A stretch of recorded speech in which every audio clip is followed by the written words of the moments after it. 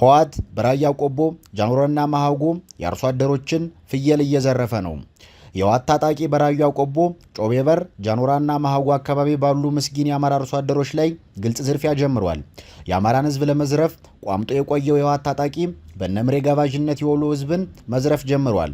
እንደሚታወቀው የህወሓት ታጣቂ በሰሜን ጦርነት ወቅት ወሎ በመግባት የወሎን ህዝብ ዘርፏል። ሲዘርፍ የተረፈውን አቋጥሏል። ከህፃናት እስከ አሮጊት ድረስ በግፍ ደፍሯል። ያኔ የፈጸመውን ግፍ ቡድኑ አሁንም የመድገም ሂደት በራያ ቆቦ ጀምሯል።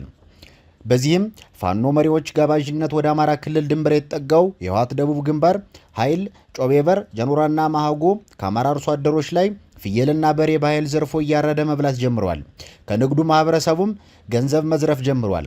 በተጨማሪም ታጣቂ ኃይሉ በአካባቢ የሚኖረውን የአማራ ማህበረሰብ የትግራይ ድንበር እስከ ቆቦ ነው፣ ስለዚህ ቤታችሁን ጥላችሁ ውጡ እያለ እያስፈራራ እንደሚገኝ ከደረሱን መረጃዎች ለማወቅ ተችሏል። ለዚህ ነው ጽምዶ ህወሓት አማራን ለማጥፋት የፈጠረው ጥምረት እንደሆነ የምንናገረው። የራያ ቆቦ ማህበረሰብ በህወሓት እየተዘረፈ እንደሆነ ምሬ ራሱ ጠንቅቆ ነው የሚያውቀው። ነገር ግን ከሁሉ ህዝብ ይልቅ ወያኔ ይቀርበኛል በማለት ነገሩን ባልሰማ እያለፈው ነው። የወያኔ ኃይል ተመሳሳይ እርምጃዎችን በጥሙጋና በዋጃ ሲፈጽም መቆየቱ ይታወሳል። ይህ አሳሳቢ ሁኔታ አርቆ አሳቢነት የጎደለው የፖለቲካ ትብብር ምስኪኑን ህዝብ ለባሰ መከራና ስቃይ እንደዳረገው መሆኑን የሚያሳይ ግልጽ ማሳያ ነው። የትኛውም የውጭ ኃይል አጀንዳ የሚያስቀድም ጥምረት ከህዝብ ደህንነት በላይ የቡድንን ፍላጎት የሚያስቀድም መሆኑንም የሚያሳይ ተግባር ነው።